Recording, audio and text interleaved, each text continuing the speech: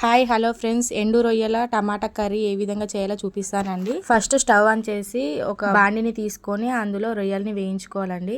వేయించి ఒక గిన్నెలోకి తీసుకోవాలి. ఇలా రొయ్యల్ని వేయించడం వల్ల ముళ్ళు అనేది పోతుందండి. ఇదే గిన్నెలో వాటర్ పోసి రొయ్యలను కడగాలి. కడుక్కొని ఒక గిన్నెలోకి తీసుకోవాలి. నెక్స్ట్ స్టవ్ ఆన్ చేసి ప్యాన్ పెట్టేసి 2 స్పూన్స్ ఆయిల్ తీసుకోవాలి. ఆయిల్ హీట్ అయిన తర్వాత ఆవాలు జీలకర్ర వేసుకోవాలి. ఆవాలు జీలకర్ర వేగిన తర్వాత మిర్చి ఉల్లిగడ్డ వేయించుకోవాలి. నెక్స్ట్ కళ్యామాకు అల్లం వెల్లుల్లి పేస్ట్ కూడా వేసి వేయించుకోవాలండి.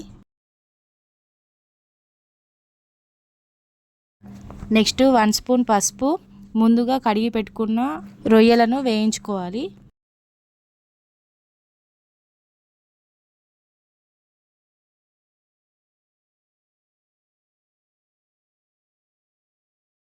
ఇందులో సాల్ట్, కట్ చేసి పెట్టుకున్న టమాటాల ముక్కలను కూడా యాడ్ చేసి కలపాలి.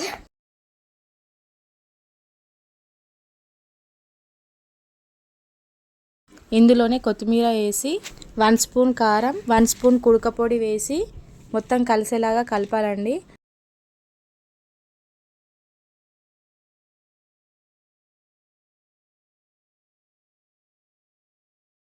నెక్స్ట్ మూత పెట్టేసి ఒక 10 మినిట్స్ లో ఫ్లేమ్లో ఉంచి ఉడకనివ్వాలి. నెక్స్ట్ 10 మినిట్స్ తర్వాత మూత తీసి చూడాలండి. చూడండి, ఆ టమాటా అనేది మొత్తం ఉడికిపోయి వాటర్ వస్తుంది. నా వీడియో ఫస్ట్ టైం చూస్తున్నట్టయితే సబ్స్క్రైబ్ చేయండి, లైక్ చేయండి, మీ ఫ్రెండ్స్ అండ్ రిలేటివ్కి షేర్ చేయండి. ఒక 10 మినిట్స్ ఉంచాలండి. చూడండి, ఆయిల్ అంతా పైకి వస్తుంది. వాటర్ కంటెంట్ అంతా పోయి ఆయిల్ అనేది పైకి వస్తుంది. ఇందులో మొత్తం వాటర్ కంటెంట్ అంతా పోయి ఆయిల్ పైకి వచ్చిన తర్వాత 1 స్పూన్ ధనియాల పౌడర్ వేసి కలపాలి అండి. అంతే అండి, కర్రీ కంప్లీట్ అయిపోయింది. ఒక గిన్నెలోకి సర్వ్ చేసుకోవడమే. మీరు కూడా ఇంట్లో ఈ విధంగా ట్రై చేయండి. అసలు కర్రీలో వాటర్ పోయొద్దండి. టమాటా ఉడికిపోయి ఆ వాటర్ తోటే మొత్తం ఉడికిపోతుంది కర్రీ అనేది. పిల్లలు కూడా చాలా ఇష్టంగా తింటారండి. కర్రీ అయితే సూపర్ అయింది. మా పాప చూడండి, ఆ రొయ్యలనే తినేస్తుంది మొత్తం.